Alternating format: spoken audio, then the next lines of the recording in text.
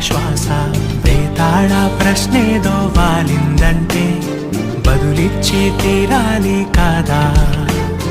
లోనున్న భయమంటూ పోవాలంటే దాగున్న సత్యాన్ని వెతకాలంట చేయు